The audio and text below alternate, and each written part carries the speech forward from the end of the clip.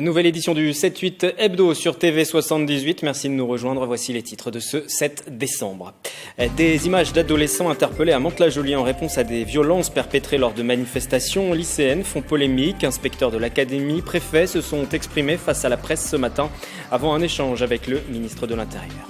Le maire d'Elancourt annonce d'ores et déjà être candidat à un 5e mandat. L'élection devrait se dérouler en 2020. Jean-Michel Fourgousse, également président de Saint-Quentin en Yvelines, est l'invité de cette édition. Et puis, comme chaque semaine, l'essentiel de l'actualité du salon de l'immobilier d'entreprise auquel l'agglomération participait aux festivités organisées pour Hanouka.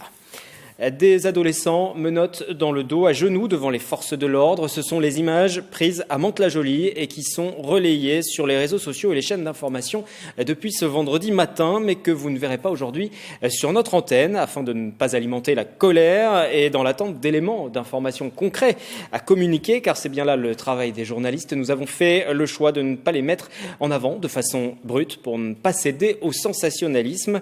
Néanmoins, nous ne pouvons passer à côté de cette polémique qui enfle. Les réactions des politiques se sont multipliées, parfois contrastées. Pour Valérie Pécresse, présidente de la région, l'obsession des policiers, c'est de ne pas blesser un lycéen. Et elle voudrait qu'on se félicite qu'à Mantes-la-Jolie, il n'y ait pas eu de blessés. Mais pour Benoît Hamon, ancien député des Yvelines, leader du mouvement Génération, la situation est inadmissible. Il parle d'une jeunesse française humiliée.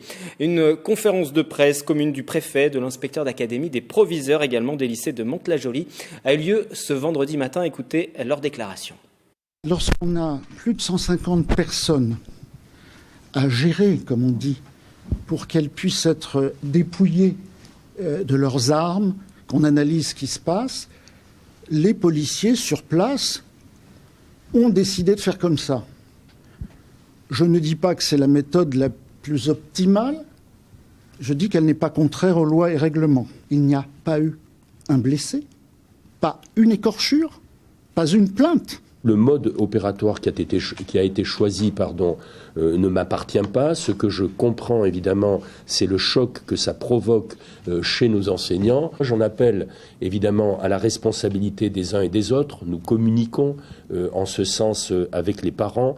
Nous prenons toutes les précautions nécessaires. Aucun établissement de ce département n'est fermé, que l'accueil est assuré. Jean-Michel Fourgousse, bonjour, bienvenue sur ce plateau, président de Saint-Quentin en Yvelines, maire d'Elancourt. J'aimerais avoir votre réaction tout de même en tant que responsable politique face à ces images qui ont été diffusées depuis ce matin d'étudiants, de jeunes, adolescents menottés et mis genoux à terre. Écoutez, on est devant une situation, je pense, où notre pays a peut-être trop souvent écouté des minorités agissantes. Et ce que l'on voit au travers des Gilets jaunes, pour en revenir à la première étape, c'est, je pense, c'est une sorte de majorité silencieuse qui vient souvent aussi de province, et qui a envie aussi d'être écoutée, parce que, souvenez-vous à l'Assemblée nationale, quand il y avait tous ces mouvements sociaux et qu'on votait une loi contre la fessée, c'est vrai que ça fait rigoler tout le monde, quoi. Donc il faut bien voir que l'autorité, ça existe. S'il y a bien un point que l'on ne discute pas dans l'émission régalienne, dans l'émission de l'État, c'est l'autorité. Je crois que là, il y a eu des déficits, je pense, d'autorité de l'État. Je crois que le préfet Moreau, donc notre nouveau préfet, a agi, je dirais, avec discernement, avec fermeté. Mais je pense que là, lorsque des jeunes de 14 à 16 ans, vous voyez, prennent des sortes d'armes presque pour blesser ou pour taper, où il y en a qui ont dépouillé des conducteurs d'automobiles. Enfin, bien sûr que je pense que c'est bien de faire un rappel à la loi. Ça a été fait sans incident, aucun blessé, aucun mort. Je vous rappelle qu'on en est quand même à près de 4 morts depuis le début des mouvements de Gilets jaunes. Donc là, ça devient ça devient quand même un peu professionnel, et c'est bien que je pense qu'il y ait eu cette réaction professionnelle, même si effectivement, écoutez, quand on veut les friter avec la police, oui, on peut être exposé à être momentanément, bien sûr, arrêté, rendre des comptes à la nation. Je veux dire que démolir du matériel qui est financé par les contribuables, parce qu'en final, c'est toujours les contribuables, c'est leurs parents qui payent tout ça. Bon. Donc voilà, ça n'a rien d'extraordinaire. Alors j'ai vu que M. Hamon, comme d'habitude, joue les incendiaires, va va parler d'humiliation il a parlé d'une pour jeunesse française humiliée. on le voit, pour en fait exciter ces jeunes. Ici, vous parlez d'humiliation. Enfin, bon, voilà, ils ont voulu un peu pousser la règle, voir où la règle s'arrêtait et quelle était la. Bon, voilà, ils l'ont eu de façon très sobre, très professionnelle. Voilà. Voilà le commentaire que j'ai à faire maintenant. Le problème des gilets jaunes, j'en vois un tous les jours. J'en vois un tout à l'heure, avant, donc aujourd'hui, cet après-midi, un gilet jaune qui est d'Élancourt. Je l'ai vu sur un plateau, donc je l'ai invité à me rencontrer pour recueillir ses suggestions. Oui, puisque vous parlez des gilets jaunes justement, et ce sera juste un dernier mot sur cette situation. En prévision de ce samedi de mobilisation, Gérard Larcher, le président du Sénat, sénateur des Yvelines, estime que la République est en danger. Vous partagez ce point de vue ? C'est vrai que quand on a cette violence, parce que oui, il y a les gilets jaunes d'un côté qui ont une certaine légitimité, il faut le reconnaître. Moi, j'en peux plus d'avoir des règlements qui sont faits par des gens mais qui n'ont pas la compétence. C'est pas acceptable de laisser le processus décisionnel français d'abord monopolisé par une école de fonctionnaires complètement en rupture avec le monde de l'entreprise, avec la mondialisation. Enfin, l'ENA, on peut en parler. C'est en fait l'école la plus archaïque du monde. C'est une école de fonctionnaires, oui, pour former l'élite qui va diriger la France en pleine mondialisation. C'est bizarre. Et puis, on vous apprend le tout État.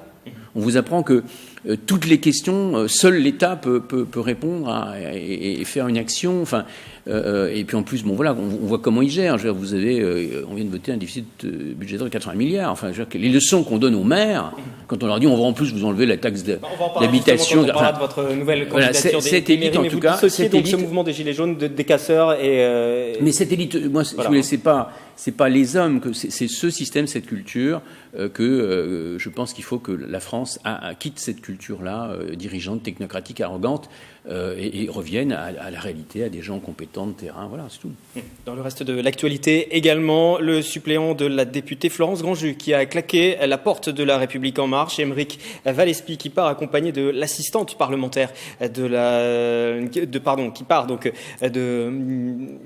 députée, de la 12e circonscription, son assistante et son suppléant ont décidé, je vais remettre ça dans l'ordre, de la quitter, de lâcher La République En Marche. Ils avaient tous les deux rejoint le mouvement en 2016. Ils s'estiment maintenant trahis. Ils déclarent, alors qu'Emmanuel Macron avait promis d'insuffler un souffle nouveau, rien n'a changé. La République En Marche est devenue un parti comme les autres. La députée qui entend réserver pour l'instant sa réponse à nos confrères du Parisien qui ont publié l'information ce matin. Jean-Michel Fourgousse, vous restez en plateau. On va parler de votre actualité. Cette candidature à un 5e mandat de maire à Élancourt, ce sera juste après ce reportage d'Aurélie Ronce qui revient sur les Smart Days de la CCI. Ce vendredi, la 5e édition s'est déroulée à Guyancourt sur le site de Bouygues Construction. Rendez-vous qui a pour objectif de donner une nouvelle dimension à la stratégie d'entreprise. Thème choisi cette année, l'intelligence artificielle. Une journée placée sous le signe du business et de l'intelligence artificielle. C'est le principe de la 5e édition des Smart Days organisée par la Chambre de commerce et d'industrie des Yvelines au sein du siège de Bouygues Construction à Guyancourt. Mais je pense que c'est un thème intéressant, important parce qu'il devient mature pour les entreprises. L'intelligence artificielle est un peu partout dans la vie, dans les domaines d'activité. Et c'est important aussi d'apporter des éléments aux entreprises du territoire sur l'intelligence artificielle. Grands comptes, PME et start-up étaient présents pour faire découvrir leurs technologies innovantes, mais aussi renforcer leur réseau. Depuis 6 ans, cette entreprise yvelinoise s'est spécialisée dans l'intelligence artificielle pour la relation client. En fait, on va être capable de créer des robots conversationnels. Donc, ce sont des robots qui vont être capables de comprendre des requêtes d'humains et d'y répondre automatiquement.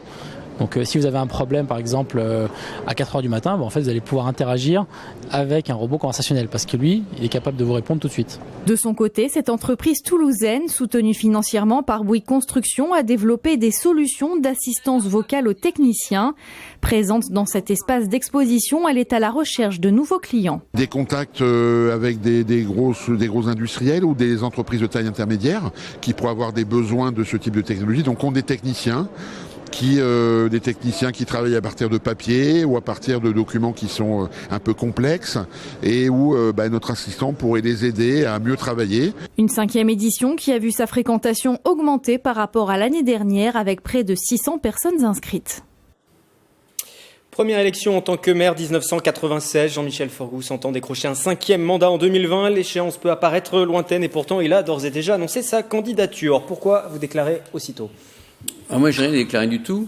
On vous a posé la question, vous avez répondu que vous seriez candidat. Voilà. Non, mais parce que M. Malandin, donc maire de Trappes, a commencé la tournée, entre guillemets. Il a lancé sa candidature. Lui a lancé sa candidature. Après, on est venu me demander est-ce que vous allez... bon, du côté tout le monde sait très bien que, vous savez, Elancourt aujourd'hui est au cœur d'une vraie innovation. On vient encore, je crois, d'avoir, il y a quelques jours... un prix d'innovation, l'or en plus, on était dans les 3 premiers, mais on a appris qu'on était médaille d'or dans cette marge d'innovation. Donc voilà, c'est passionnant d'innover, surtout quand ça marche, surtout qu'on innove sur des sujets, et Elancourt est devenu en fait un exemple, pas seulement français, mais européen même. Donc on est visité, enfin il y a encore le Canada qui est venu nous visiter récemment, la Corée, la Chine, la Russie, la Suède. Voilà, donc voilà, on travaille nous sur en fait le parcours à Elancourt, sur le parcours éducatif c'est d'avenir l'éducation qui a surtout de marqué la réussite. vos mandats jusqu'à présent. Oui, étant un expert de l'éducation, j'écris plusieurs livres là-dessus, je fais un doctorat de psychologie là-dessus. Bien sûr que c'est extraordinaire. Elancourt est devenu le laboratoire pour demain peut-être à augmenter les résultats scolaires des enfants de 30%. C'est un objectif que, alors c'est sur le long terme bien sûr, mais on monte en pression. Je vois que maintenant l'éducation nationale nous suit pour que le modèle Elancourt monte au niveau de Toussaint-Quentin. Et ensuite que vous ayez une espèce de parcours de la réussite, donc primaire, école primaire. Ensuite, le collège, le département nous suit pour transformer aussi cette nouvelle pédagogie, cette nouvelle façon d'apprendre. Dans le lycée, Mme Pécresse aussi nous suit. Et dans l'université Paris-Saclay, première université française qui va être comme ça normalement à partir du 1er janvier 2020. Idem, il y a une continuité de ce nouveau modèle très innovant pour apprendre. Et cette université, vous allez avoir un campus, le plus gros campus français universitaire de 70 000 étudiants à peu près, et qui va aussi, bien sûr, profiter de toute cette nouvelle façon d'apprendre. Donc, vous voyez, c'est un projet exceptionnel. Enfin, quand une famille d'Elancourtois, demain, pourra envoyer son enfant dans la première université française, qui sera même rang que les universités américaines, puisque vous rentrez dans le top 20 de Shanghai, et sans payer le prix qu'il faut mettre pour envoyer son enfant dans une université américaine. Donc voilà un peu, ça c'est un projet magnifique, qui est sur le long terme. Tous les acteurs sont avec nous. Donc que vous voulez encore accompagner, et c'est aussi peut-être ce qui motive votre candidature. Juste pour avancer un petit peu, il y a de nombreux maires qui ont d'ores et déjà annoncé qu'ils ne se représenteraient pas parce que c'était difficile, qu'ils n'avaient plus de reconnaissance, d'estime même, et puis des budgets de plus en plus difficiles à boucler. Vous en parlez souvent, mais ces baisses de dotation sont très difficiles pour les communes. Ça ne vous décourage pas ? Faut dire que je les comprends. Un maire sur deux, il y a de quoi, parce que quand on vous fait diminuer tous vos moyens de 20 à 30%, enfin, c'est comment voulez-vous, si je vous baisse de 20 à 30% vos moyens pour votre télévision, vous imaginez, enfin, vous allez voir, c'est terrible. Donc, je comprends cette situation, d'autant plus, en plus, avec un président qui annonce pour se faire élire, uniquement avant les élections, il dit, je vais vous supprimer un impôt, la taxe d'habitation. Enfin, c'est d'abord n'importe quoi, c'est pas sérieux. Moi, on me l'enlève, à la limite, je peux passer, mais il y a des communes, ils vivent à 80% de la taxe d'habitation. Comment peut-on faire ? Faut vraiment ne pas connaître ce monde des élus locaux qui font un travail formidable. Donc, non mais, c'est un mandat passionnant d'être maire, plus que député d'ailleurs. C'est un mandat réel, où vous pouvez vraiment changer les choses. Et aujourd'hui, je vous rappelle, de toute façon, l'éducation, grâce au numérique, devient l'outil le plus puissant pour changer le monde.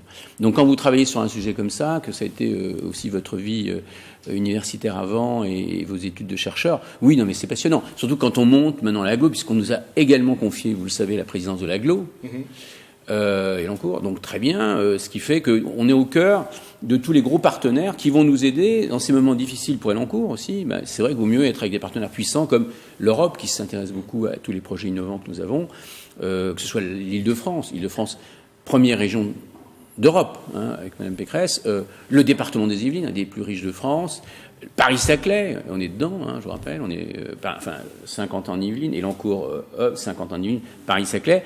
Paris-Saclay, c'est l'espace le plus innovant du monde, dans les 8 zones les plus innovantes du monde d'après le MIT. Donc c'est hors norme. On a effectivement dans ce club des 5, Europe, région, département, Paris-Saclay, Saint-Quentin, bien sûr, Elancourt, c'est une forme de protection assez extraordinaire. En plus, on s'entend bien, et étant président, bien sûr, de l'Agglo, ça ne nuit pas, vous en doutez, au grand projet de Saint-Quentin. Être maire d'Elancourt, parce que vous avez effectivement les deux casquettes de président de Saint-Quentin et maire d'Elancourt. J'ai lâché le département. Oui, vous étiez aussi. Parce que c'est pas parce que j'étais obligé, j'aurais pu le garder, mais honnêtement, quelquefois j'ai des journées de 12 à 14 heures, voire 16 heures par jour. C'est passionnant. La mairie et l'agglomération. Vous voyez pas le temps passer quand vous faites un job passionnant, c'est vrai, mais en même temps, c'est quand même, voilà, il faut, donc les deux, Elancourt et Saint-Quentin, c'est complètement compatible, puisque aujourd'hui, une interco, il faut comprendre ça pour les maires qui démissionnent, bien sûr. Les intercos, elles font la moitié du travail maintenant. Oui, c'est la question que j'allais vous poser juste après. Alors, les maires ont encore des pouvoirs au sein d'une intercommunalité. Non, mais c'est assez désagréable pour un maire. Alors, heureusement, moi, je suis le maire, mais l'autre moitié, c'est moi, le président. Alors, ça va. Mais pour les autres, oui, je comprends que ce soit frustrant, qu'on ait donné autant de pouvoir aux intercos. Et alors, j'essaye, moi, d'être raisonnable, parce que, avec tous mes collègues maires, bien sûr, et ça se passe bien. D'ailleurs, vous remarquerez qu'il y a une certaine sérénité qui règne, en tout cas, à Saint-Quentin-en-Yvelines, et c'est mieux pour bien travailler. Voilà. Bon, pas parler tout de suite de programme, il est encore peut-être un peu tôt, mais peut-être d'équipe aussi. Vous qui serez candidat, il y aura d'ores et déjà des nouveaux noms. Vous allez préparer aussi peut-être la succession. Il y a de nombreuses communes où les maires, on le dit quelquefois, font le mandat de trop, ne pensent pas à l'avenir. Est-ce que vous pensez à l'avenir de votre commune ? Oh, écoutez, moi aussi, je travaille d'abord sur des sujets d'avenir, que ce soit, je sais pas, que ce soit le pôle, bien sûr, éducatif, qui est quand même reconnu. Alors, par avenir, je ne parlais pas des projets, je parlais plus d'une autre personne pour diriger la commune, une fois que vous passerez la main. Oui, mais il faut des talents. Si vous travaillez sur un projet éducatif de ce niveau-là, vous avez intérêt à avoir des gens, des pros avec vous. Idem en sécurité. Demain, on nous a alloué le commissariat d'agglomération de Saint-Quentin, qui est une des grosses agglomérations en France. Bien sûr qu'il va falloir être très à la hauteur, le faire avec des spécialistes, bien sûr. Donc vous avez également des projets sportifs. Je vous rappelle que on devient site olympique Elancourt, que cette colline d'Elancourt, il va falloir qu'elle soit une des mieux décorées de France. Vous allez donc on va essayer de décorer bleu, blanc, rouge, parce que vous êtes regardé par 4 milliards de téléspectateurs dans le monde. C'est l'événement le plus médiatisé. On l'a vécu avec la Ryder Cup, qui était assez extraordinaire. Je rappelle que la Ryder Cup, on a enregistré plus d'1 milliard de vues. Donc le nom de Saint-Quentin-en-Yvelines a été cité plus d'1 milliard de fois dans la presse. Donc augmentation de la notoriété, de l'attractivité pour faire venir les entreprises sur l'ensemble de Saint-Quentin, dont Elancourt, et bien sûr augmentation de la fierté d'appartenance d'ailleurs à Saint-Quentin pour chaque commune, bien sûr. Donc tout ça, bien sûr, va plutôt. C'est un très gros projet d'organiser. Il y a 4 sites olympiques à Saint-Quentin, dont Elancourt, un site. Bon. Tout ça, bien sûr, le fleurissement, on va avoir des pistes cyclables aussi beaucoup plus encore améliorées, parce que nous allons devenir la capitale mondiale du vélo. Sur les 4 sites, vous en avez 3 sur le vélo. Je vous rappelle que Elancourt, à 1 kilomètre d'Elancourt, vous avez le vélodrome, plus gros vélodrome du monde. Qui dépasse Saint-Quentin, donc voilà. Et même au-delà de ça. Donc, bien sûr, il y a des très gros projets sportifs. On a un nouveau gymnase, le Terret, qui est en train de se construire. On a des pistes cyclables qui sont en train de se démultiplier. On a, au niveau sportif, on a beaucoup d'activités. Ces Jeux Olympiques que l'on prépare. Alors après, il y a les transports sur lesquels, bien sûr... Oui, et je vais vous interrompre parce qu'on va plus avoir assez de temps pour couvrir l'ensemble de cette émission, mais on aura l'occasion d'en reparler et de l'intégralité de ces projets. La campagne sera longue, il reste encore 2 ans, tout de même, si les élections ne sont pas repoussées. 15 mois. Pour 2020. Oui. 15 mois, voilà, pour être très précis. Restez encore en plateau un peu avec nous, on passe au résumé de la semaine.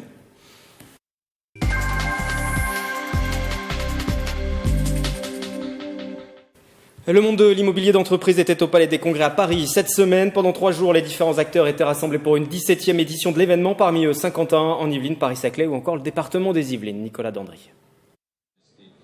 Ce bâtiment de 18 000 mètres carrés s'appelle Native, un projet de démolition-reconstruction place Choiseul à Montigny-le-Bretonneux, opérationnel en 2021. Avec un bail déjà signé avec l'entreprise Orange, l'opération est menée par le groupe Codic, promoteur immobilier présent sur le territoire depuis 2000. Vraiment, Saint-Quentin est un très belle cour de récréation pour nous. C'est une ville qui a été construite très rapidement dans les années 60-70, donc il y a pas mal de bâtis à reconvertir. Et ce que nous pouvons offrir à Saint-Quentin, c'est de venir avec des architectes de renom. Saint-Quentin-en-Yvelines, c'est près de 5 millions de mètres carrés d'immobilier d'entreprise. 2018, une année record avec 222 500 mètres carrés de transactions et un taux de vacances de 5,5% et une complémentarité avec les autres territoires de Paris-Saclay. On a ce travail avec eux de mise en connexion de tout le pôle économique de Saint-Quentin-en-Yvelines avec les forces académiques et de recherche sur l'ensemble de Paris-Saclay. Paris-Saclay, c'est 3 pôles. Un pôle culturel à Versailles, un pôle économique donc à Saint-Quentin et un pôle scientifique à Saclay. Donc les 3 pôles travaillent ensemble, la preuve. Bon.